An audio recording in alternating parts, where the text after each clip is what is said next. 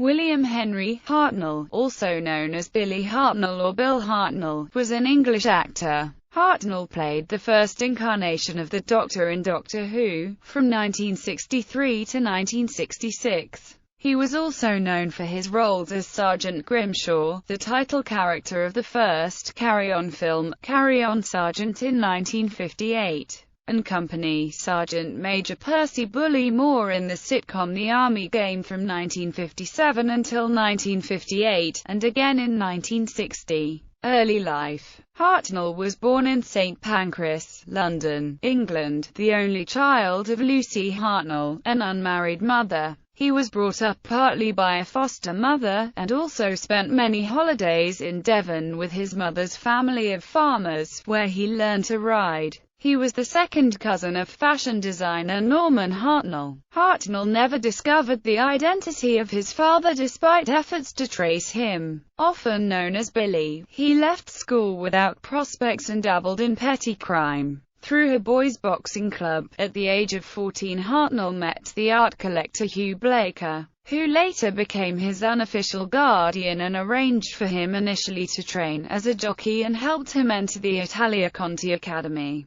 Theatre being a passion of Hugh Blaker, he paid for Hartnell to receive some Polish at the Imperial Service College, though Hartnell found the strictures too much and ran away. Career. Hartnell entered the theatre in 1925 working under Frank Benson as a general stagehand. He appeared in numerous Shakespearean plays, including The Merchant of Venice, Julius Caesar, As You Like It, Hamlet, The Tempest and Macbeth. He also appeared in She Stoops to Conquer, School for Scandal and Good Morning, Bill, before performing in Miss Elizabeth's Prisoner. This play was written by Robert Neilson Stevens and E. Lyle Sweet. It featured the actress Heather McIntyre, whom he married during the following year. His first of more than 60 film appearances was in Say It With Music. At the outbreak of the Second World War, Hartnell served in the British Army in the Tank Corps, but was invalided out after 18 months as the result of suffering a nervous breakdown, and returned to acting. In 1942, he was cast as Albert Fosdyke in Noel Coward's film In Which We Serve but turned up late for his first day of shooting.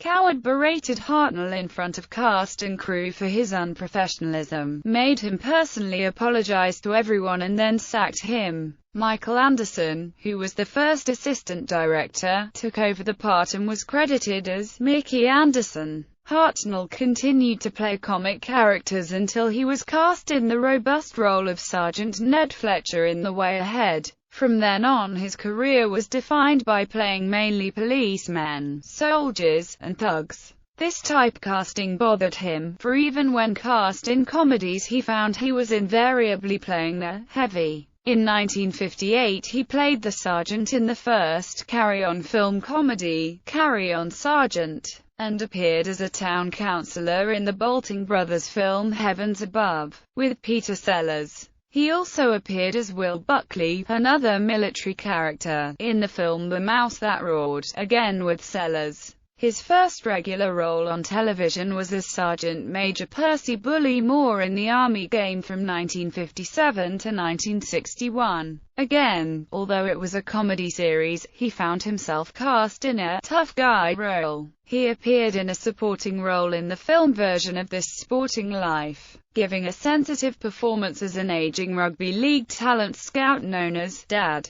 After living at 51 Church Street, Isleworth, next door to Hugh Blaker, the Hartnells lived on the Thames Ditton Island. Then in the 1960s they moved to a cottage in Mayfield, Sussex. He lived in later life at Sheephurst Lane in Marden, Kent. Doctor Who. Hartnell's performance in This Sporting Life was noted by Verity Lambert, the producer, who was setting up a new science fiction television series for the BBC entitled Doctor Who, and, mainly on the strength of that performance, Lambert offered him the title role. Although Hartnell was initially uncertain about accepting a part in what was pitched to him as a children's series, in part due to his success in films, Lambert and director Waris Hussein convinced him to take the part. and it became the character for which he gained the highest profile and is now most remembered. Hartnell later revealed that he took the role because it led him away from the grouch, military parts in which he had become typecast, and, having 2 grandchildren of his own, he came to relish particularly the attention and affection that playing the character brought him from children. His first episode of Doctor Who aired on the 23rd of November 1963. Doctor Who earned Hartnell a regular salary of £315 per episode by 1966, equivalent to £4,050 a week in modern terms.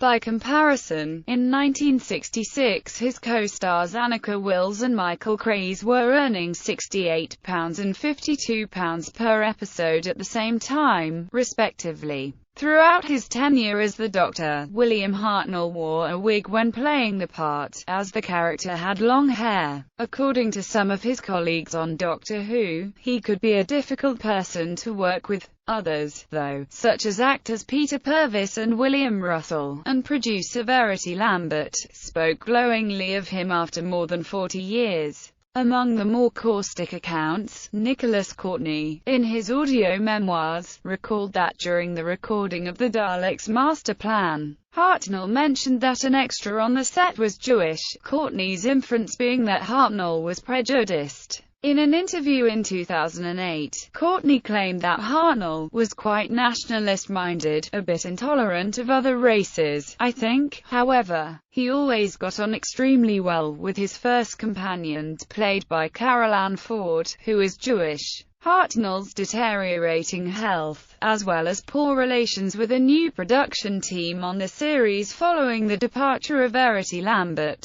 ultimately led to his leaving Doctor Who in 1966. When he departed, the producer of the show came up with a unique idea, that since the Doctor is an alien, he can transform in himself physically, thereby renewing himself. William Hartnell himself suggested the new Doctor, stating that, "There's only one man in England who can take over, and that's Patrick Troughton." In the 4th episode of the serial The 10th Planet, the first Doctor regenerated into Troughton's second Doctor. Portrayals in fiction. Hartnell appears as a character in the Doctor Who audio drama Peer Pressure, which stars Colin Baker as the 6th Doctor. For the 50th anniversary of Doctor Who in 2013, the BBC broadcast An Adventure in Space and Time, a dramatisation of the events surrounding the creation of the series. David Bradley portrayed Hartnell. Later life and death.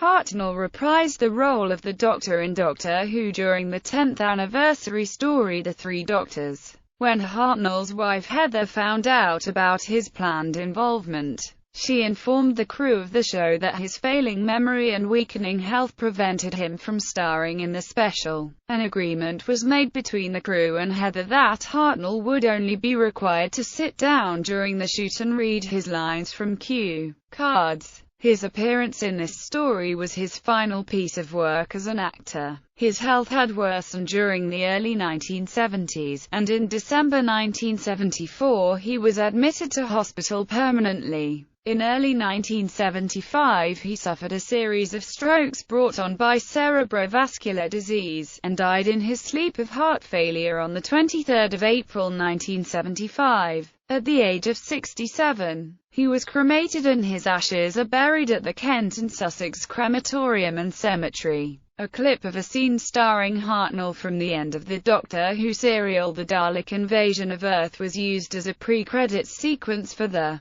20th anniversary story The Five Doctors. Richard Handel portrayed the first Doctor for the remainder of the story. In Hartnell's absence, colorized footage of Hartnell in the Aztecs was meshed with new footage of actress Jenna Louise Coleman, and with body doubles for the first Doctor and Susan, to create a new scene in 2013's The Name of the Doctor. The following story, and the 50th anniversary special of the show, The Day of the Doctor, featured 2 new pieces of dialogue for Hartnell's Doctor, recorded by John Gillor, who had previously voiced the actor in a reconstruction of Planet of Giants. Hartnell was married to Heather McIntyre from the 9th of May 1929 until his death. They had one child, a daughter, Heather Ann, and 2 grandchildren. His widow, Heather, died in 1984. The only published biography of him is by his granddaughter, Judith Jessica Carney, entitled Who's There? The Life and Career of William Hartnell. It was originally published in 1996 by Virgin Publishing, and to mark the 50th anniversary of Doctor Who, Carney, with Phantom Publishing, revised and republished the book in 2013. Filmography. Hartnell acted in numerous British films, as well as having many stage and television appearances, though he is most well known for his role in Doctor Who.